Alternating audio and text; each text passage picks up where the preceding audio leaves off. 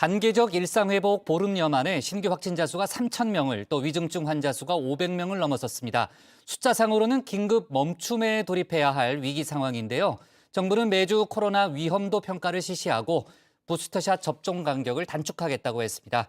오늘 대장동과 도이치모터스 주가 조작 의혹 관련 수사 속보도 많은데요. 뉴스픽에서 관련 내용 정리하겠습니다. 네, JTBC의 가장 빠른 저녁 종합 뉴스, 다정회의 문을 여는 뉴스픽 5입니다. 자, 오늘 준비한 픽은요. 한계선 뚫렸다. 빨라지는 수사 시계. 사진은 찍어야지. 다시 돈 내세요. 그리고 결정은 대만이 이렇게 꼽았습니다. 자, 먼저 코로나 소식입니다. 위드 코로나 시작 보름 만에 코로나 신규 확진자 수가 3,000명대로 뛰어 올랐습니다. 국내 발생 이래 두 번째로 많은 숫자인데요. 특히 고령층을 중심으로 돌파 감염, 위중증 환자 수가 빠르게 늘고 있습니다. 일상회복을 시작한 이후 전체적인 유행 규모가 증가하는 부분은 일정 부분 불가피하다고 판단하고 있습니다.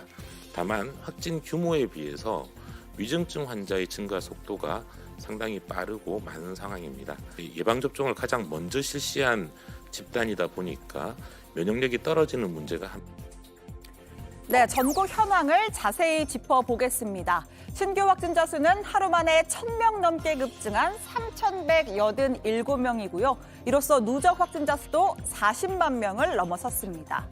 지역별로는 서울 단일 지역에서만 1,432명, 역대 최다고요. 수도권 전체로도 2,545명, 역대 최다입니다. 자, 위드 코로나의 핵심 지표, 위중증 환자 수도 보겠습니다. 정부가 안정적인 의료 대응이 가능하다고 한 마지노선이 500명인데 월요일에 471, 화요일에 495, 그리고 마의 수요일인 오늘 522명을 기록해서 이 한계선을 뚫었습니다. 이에 따라서 중환자 병상 확보에도 빨간불이 켜졌는데요. 서울 중환자 병상은 10곳 중에 8곳 이상이, 수도권은 8곳 가까이가 찼습니다. 위드 코로나 긴급 멈춤 기준은 75% 역시나 뚫렸습니다. 자, 정부는 어제 수도권 상급 종합병원장들을 모아서 추가 병상 확보를 주문했습니다. 하지만 현장에선 이미 늦었다. 환자 증가세가 더 빠른 데다가 환자를 돌볼 의료 인력이 이미 바닥났다라는 지적이 나오죠. 또 무작정 코로나 병상만 늘릴 수도 없는 게 암 환자 등 일반 중환자들 병상 자리가 그만큼 줄어들기 때문입니다. 코로나19 중환자 병상이 늘면 그만큼 일반 중환자가 병상 배정을 받지 못해서 병원들을 전전하다가 상태가 매우 악화되는 상황들을 볼 수 있는데 모두 이런 상황들 때문입니다. 여기에다 현재 집에서 치료를 받고 있는 코로나19 확진자 4천여 명도 영향을 받을 수 있습니다. 사용 중인 중환자 병상 수가 실제 위중증 환자 규모에 비해서 과다한 것으로 파악되고 있습니다. 상태 호전에 따른 전원 조치도 신속히 이루어질 수 있도록. 네, 중환자도 아닌데 중환자실에 있는 경우가 많다는 의미일까요? 자, 중환자 굽은 전적으로 전문가, 즉 의료진이 판단하는 게 맞겠죠. 자, 일단 이 숫자로만 보면 위드 코로나를 긴급 멈춤하는 게 맞습니다. 하지만 정부는 쉽게 결단을 내리지 못하고 있습니다. 자영업자들의 애로와 국민 여론을 고려하면 차마 다시 거리두기로 돌아가자 입을 떼기가 곤혹스러울 겁니다. 결국 이번에도 원칙과 기준보다는 정무적 판단에 무게를 실은 건데요. 앞선 거리두기에서도 이 기준상 단계를 올려야 했지만 하지 않고 버티다 확진자가 급증했던 선례가 있습니다. 정부가 정한 거리두기 기준안을 정부가 안 지키면서 자영업자들 규칙을 안 지키면 범하면 열흘간 영업 정지 한다 그러고 원 스트라이크 아웃 한다 그러고 상당히 가혹하게 하는데 상당히 이 책임을 피하면서 호도하는 것이 아닌가. 정부는 백신 추가 접종을 서두르고 있습니다. 원래 접종 완료 후 6개월 이후로 했던 지침을 60대 이상 고령층과 고위험군은 접종 완료 후 4개월, 그리고 50대 연령층은 5개월로 단축했습니다. 돌파 감염을 막기 위한 추가 접종도 시급합니다. 연말까지 추가 접종을 받게 되실 국민은 총 1,378만 명가량입니다. 당초 계획했던 인원의 2배를 훨씬 넘는 수준입니다. 네, 두 번째 픽으로 가보겠습니다. 빨라지는 수사 시계입니다. 자, 오늘 하루 종일 검경발 수사 속보가 쏟아졌습니다. 대장동과 고발사주, 도이치모터스 주가 조작까지 큰 틀에서는 차기 대선 주자들과 엮여있는 수사가 산더미인데요. 자, 먼저 대장동 수사와 관련해 검찰이 곽상도 전 의원의 자택과 사무실을 압수수색했습니다. 어떤 말씀을 드려도 불신이 거두어지지 않아서 국회의원으로 더 활동하기 어려워 의원직을 사퇴하고자 합니다. 이재명 후보가 직접 수익 구조를 설계했다고 하는 대장동 개발 사업의 몸통이 누구이고 7천억 원이 누구에게 귀속되었는지도 곧 밝혀질 것입니다. 네, 이미 예견된 수순이었습니다. 지난 11일 국회에서 곽 전 의원의 사직안이 통과됐고요. 국회의원 불체포 특권도 사라졌습니다. 검찰은 엿새 만에 곽 전 의원에 대한 압수수색, 즉 강제 수사에 돌입을 했고요. 곽 전 의원에게 뇌물 50억 원을 준 것으로 의심되는 화천대유 대주주 김만배 씨의 구속기한이 끝나기 전에 곽 전 의원을 직접 불러서 조사할 것으로 보입니다. 또 검찰은 화천대유와 컨소시엄을 구성하고 금융주관을 맡았던 하나은행 본점에 부동산 금융 업무 및 프로젝트 파이낸싱 담당 부서도 압수수색했습니다. 저희는 기본이 퇴직금이 한 5억 정도로 책정이 돼 있는데요. 개인적인 프라이버시가 관련된 거라 말씀드리기 좀 곤란한데 그 산재를 입었어요, 그분이. 퇴직금이 액수가 상식 수준 이상이라는 지적이 있는데 어떻게 생각하세요? 지금도 이명 어지럼증 있어요? 사람이 어떻게 알고 그 50억은 아버지에 대한 뇌물이 아니라는 입장이신가요? 상식적으로 네, 이 대장동 의혹은 검경의 투트랙 수사가 진행 중이죠. 오늘 경기 남부경찰청 대장동 의혹 전담사팀이 최윤길 전 성남시의회 의장에 대한 압수수색을 벌였습니다. 최 전 의장은 화천대유에서 부회장으로 근무를 했죠.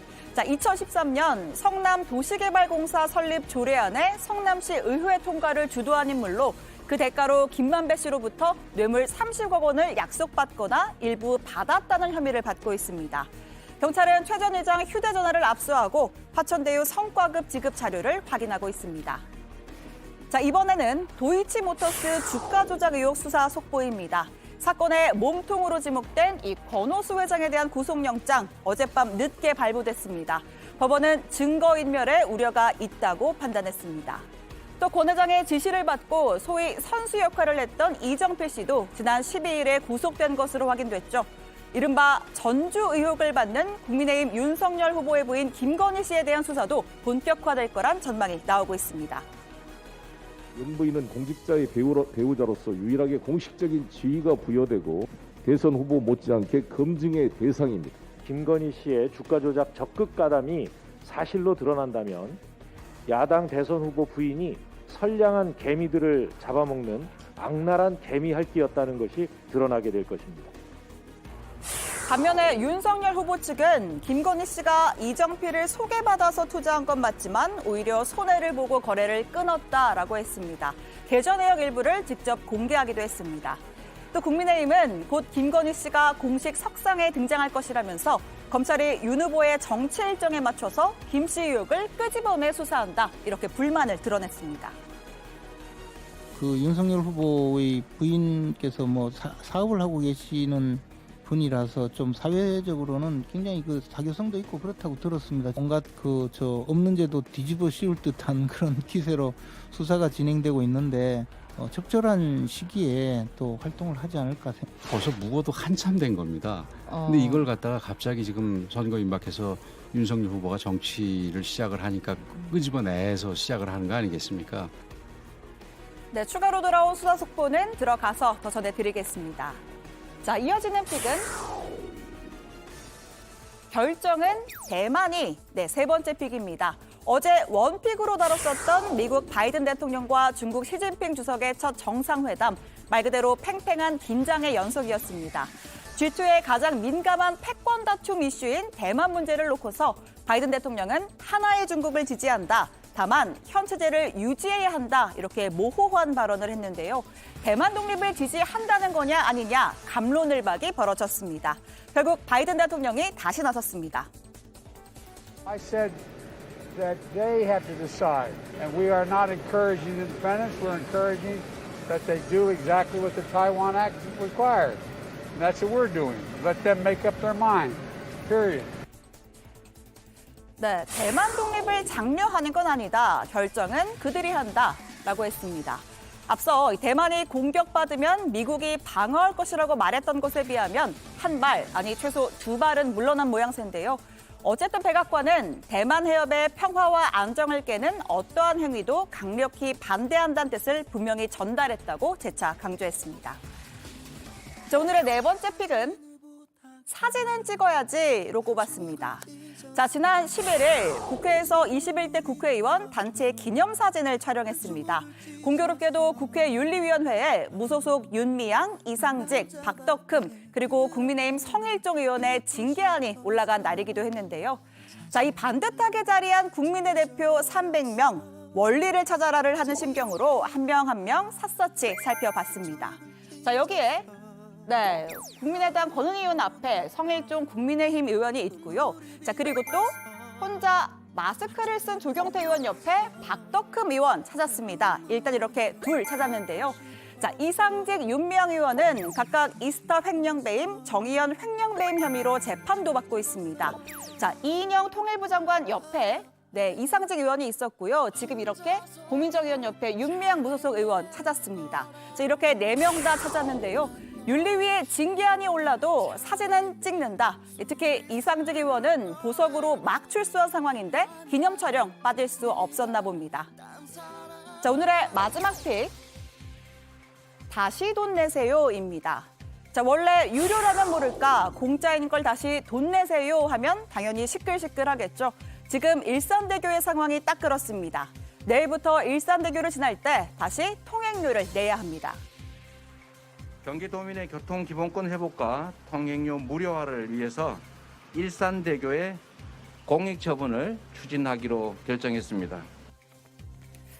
네, 이재명 후보의 마지막 경기지사 시절 결제 사안인 일산대교 무료화에 법원이 제동을 건 겁니다. 일산대교 측의 재산권을 침해한다면서 대교 측의 집행정지 신청을 받아들인 건데요. 통행료 무료화 조치가 3주 만에 뒤집히면서 주민들은 혼란스럽다는 반응입니다. 자, 이에 경기도와 고양, 김포, 파주 등 3개시가 60억 원의 예산을 손실보상금으로 편성하겠다 협상에 나섰습니다. 일산대교의 운명 과연 어떻게 될까요? 자, 여러분은 어떤 소식을 오늘의 원픽으로 꼽으셨나요? 들어가서 이야기해보겠습니다. 뉴스픽 5였습니다.